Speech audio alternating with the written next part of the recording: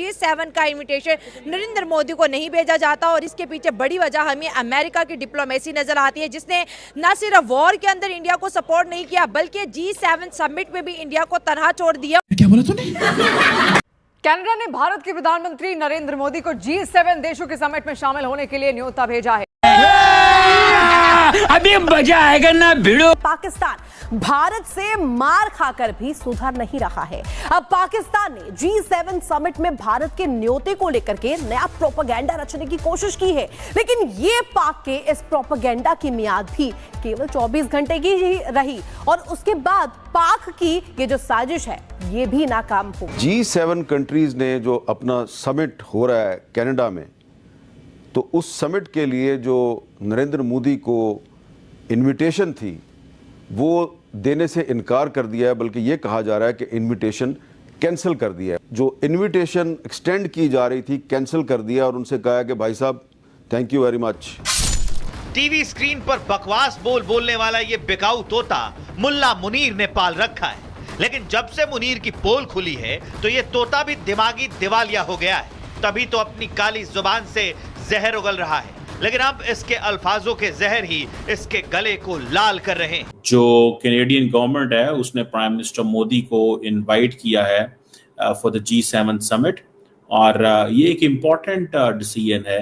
मोदी जी को Canadian prime minister ने जो है फोन कॉल करके और G7 के लिए जी हाँ उनको इनवाइट कर लिया, उनको दावत दे दी और मोदी जी जा रहे हैं G7 में। जी हाँ, पहले तो यही कहा जा रहा था कि मोदी जी नहीं जाएंगे और कनाडा से नहीं कहा गया और कई तरह की जो आप लोग समझते हैं मीम वगैरह बनते हैं सोशल मीडिया पर वो बनाए जा रहे हैं। भारत में एक स्ट्रेंज सिचुएशन है कि भारत के प्रधानमंत्री को अगर ग्लोबली मोस्ट इंपॉर्टेंट इवेंट पे ना बुलाया जाए तो भारत के अंदर कुछ लोग खुश होते हैं।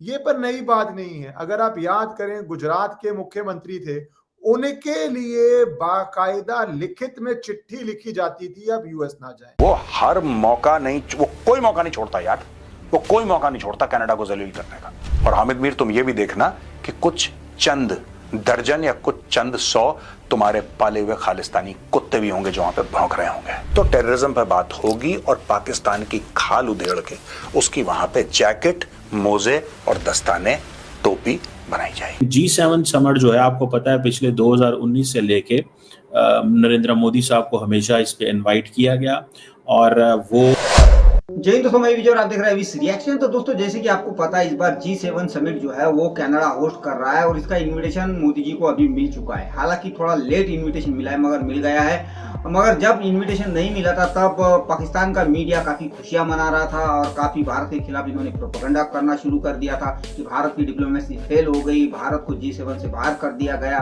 और भी कई सारी बातें इन्होंने की। और जैसे कि अभी इंट्रो में आपने देखा जो पाकिस्तान की पत्रकार है हामिद मीर, वो भी किस तरह जहर उगर रहे थे। मगर जब भारत को इन्विटेशन मिला तब ये सारे के सारे गायब हो गए, इनकी बोलती बंद हो गई। और कुछ इसी तरह भारत में भी लोग थे, उनकी भी बोलती बंद हो गई है दोस्तों।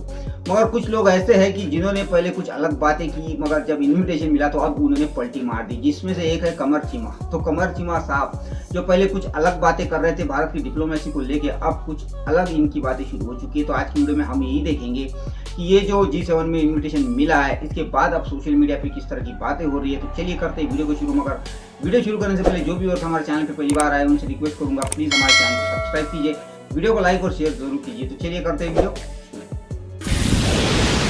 अब इम्पोर्टेंट चीज ये है कि मार्क जो है कार्नी, इन्होंने एक बड़ा स्टेप लिया। That is wise move by the way. Mark Carney उन्होंने जो बात की, उन्होंने कहा जी देखें बात ये है कि India is an important player, it's a fifth largest economy and being a fifth largest economy, being a big population, India को हम G7 से बाहर नहीं निकाल सकते। मैं इसको मुख्तलिफ एंगल से देखता हूँ। मुझे ऐसे लगता है कि शायद Canada is too weak to take a decision to ignore जो है वो Narendra Modi. Canada is not that strong. Canada इतना स्ट्रॉन्ग नहीं है कि ये हम कह सकें कि जनाब ये चीज़ जो है ना वो बात हो सके।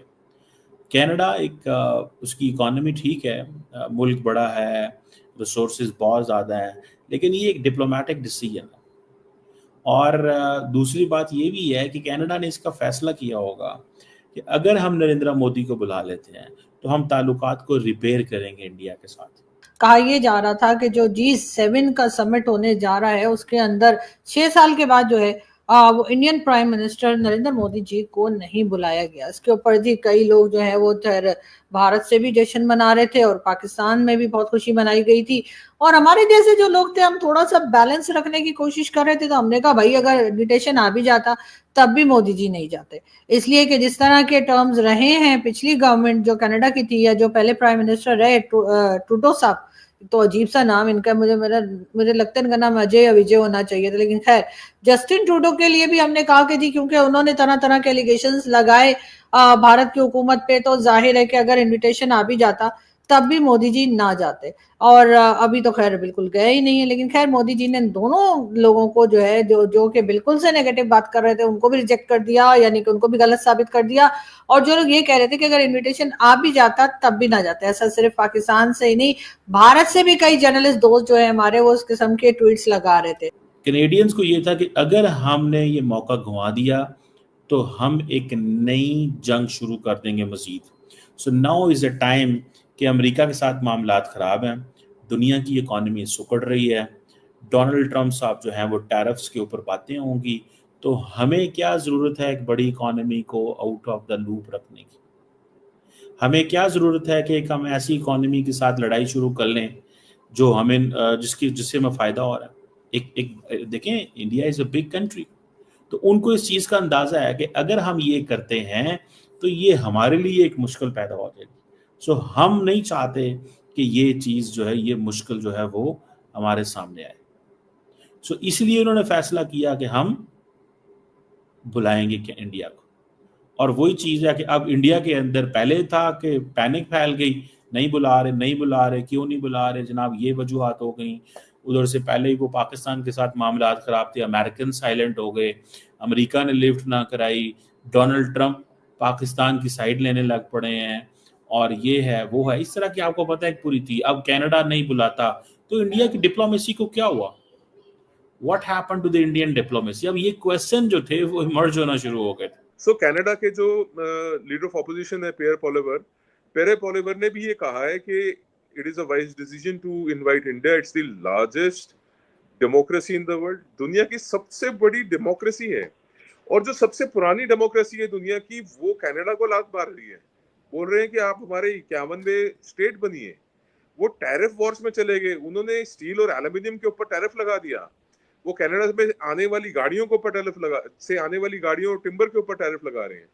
तो आप ये इमेजिन कर लीजिए जब उन परिस्थितियों में है, तो दुनिया की सबसे बड़ी डेमोक्रेसी को, एक डेमोक्रेटिक वर्ल्ड बोलते हैं ना हम, जिसके अंदर जो ऑटोक्रेटिक स्टेट्स है या जो मोनार्कीज है उनको छोड़ के, डेमोक्रेटिक वर्ल्ड के अंदर इंडिया इज द लीडर, चौथी सबसे बड़ी economy, third largest purchase power parity economy, defence power house, and वो एक ऐसा देश है जो इस वक्त बिल्कुल न्यूट्रल होकर चल रहा है। कि मोदी जी को कैनेडियन प्राइम मिनिस्टर ने जो है फोन कॉल करके और G7 के लिए जी हाँ उनको इनवाइट कर लिया, उनको दावत दे दी, और मोदी जी जा रहे हैं G7 में।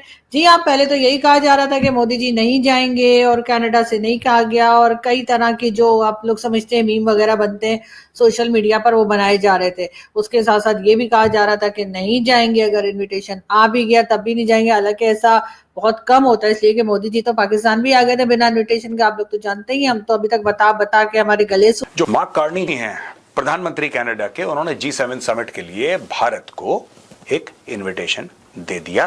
प्रधानमंत्री मोदी जी से फोन पे बात करी और बोला कि साहब you are invited to represent India, और आप आइए।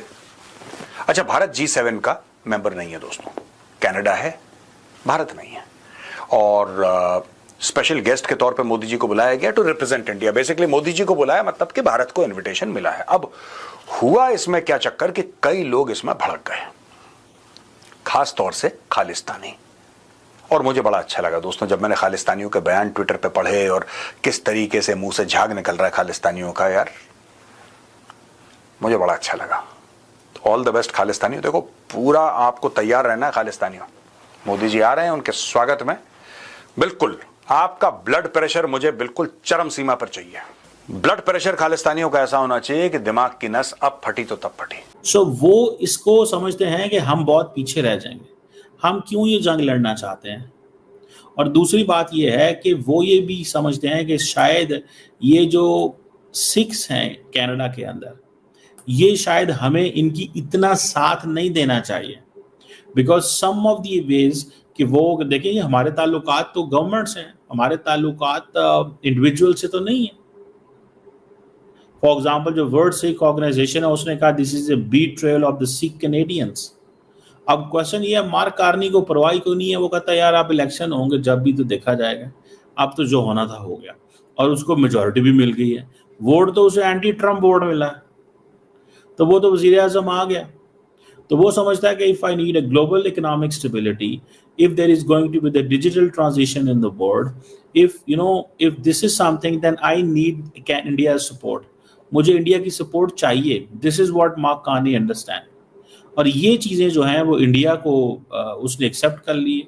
इंडिया क्यों ना एक्सेप्ट करे, इंडिया क्यों ना इसको एक्सेप्ट करे, बिकॉज इंडियंस को पता है कि हमें यार इसका फायदा ही फायदा है। तो दोस्तों ये थी आज की वीडियो, और अभी जो चीमा साहब बातें कर रहे थे दोस्तों, अगर आपने इससे पहले वाली वीडियो देखी होगी जब भारत को इन्विटेशन नहीं मिला था, तब इनकी कुछ अलग ही बातें चल रही थी। तब ये काफी खुश थे और ये कह रहे थे कि भारत अब अलग थलग पड़ चुका है, भारत का यूएस ने साथ छोड़ा, यूरोप ने साथ छोड़ा, और जिस तरह भारत ने नीचर की हत्या करवाई है तो जाहिर है कनाडा कैसे बुला सकता है। तो भाई इनको बड़ी खुशियां हो रही थी, मगर जैसे ही भारत को इन्विटेशन मिलता है वैसे ही इन्होंने पलटी मार दी। अब इनका कहना है कि दुनिया की चौथी सबसे बड़ी अर्थव्यवस्था है, दुनिया का सबसे बड़ा मार्केट भारत है, तो कनाडा कैसे छोड़ सकता है भाई, जाहिर है। तो ये इस तरह इन्होंने पलटी मारी है। वही दूसरी तरफ पाकिस्तान का मीडिया जो अभी तक चीख रहा था, चिल्ला रहा था, काफी खुशियां मना रहा था, वो उनकी अब बोलती बंद हो चुकी है। जो हामिद मीर है वो जो बड़ी बड़ी बातें कर रहा था, हालांकि एक समय ऐसा था ये खुद की फौज के ऊपर खिलाफ बातें करता था, मगर जब से फौज ने इसको गोली खिलाई है तब से ये